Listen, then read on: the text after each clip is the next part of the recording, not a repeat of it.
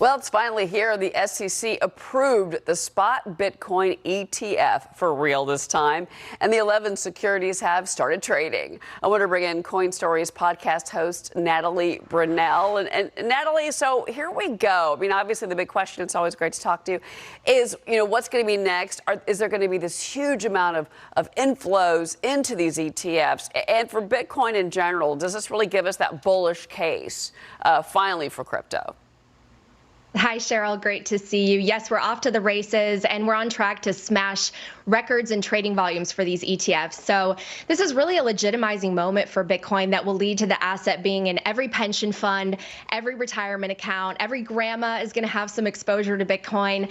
And, it's incredible to see what a grassroots movement built on free market principles, property rights, and the power of technology has turned into. So it's the end of one special era and the start of another very pivotal one. And this is where Bitcoin truly goes public and mainstream after 15 years.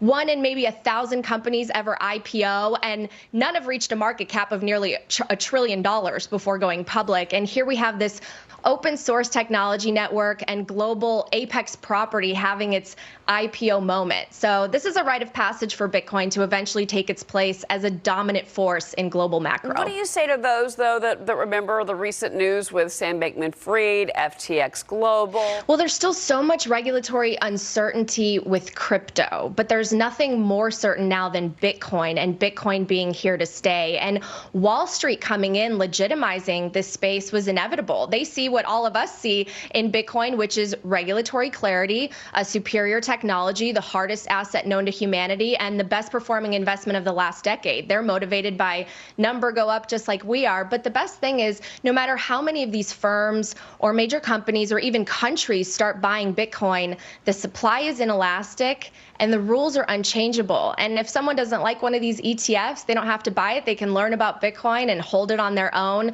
Bitcoiners are building tools and getting involved with advocacy to ensure the ability to self-custody and build tools that preserve the network's decentralization. So this is really a situation where everyone benefits by adopting Bitcoin. And again, it's good. It's so much easier. You can now go to your Fidelity account or your Schwab account or your E-Trade or whatever you want to do, and you can get into Bitcoin. It was more of a process, and you had to have a separate account and all that. Then that's behind us now. It's perceived by some as this ticket to financial freedom. It's worth pausing and acknowledging that a huge chunk of the working class and a lot of young people in this country and around the world saw the promise of Bitcoin before these legendary Wall Street names, and see firms front running them.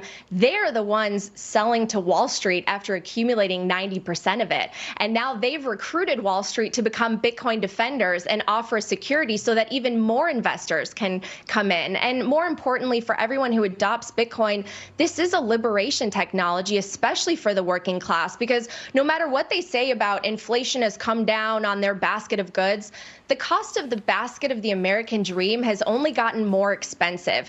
Our debt is now $34 trillion, and there is no asset that can bring more economic power to the average person to save for their future and achieve the American dream than Bitcoin. Natalie, it's always great to talk to you and see you. Thank you. Thanks for having me.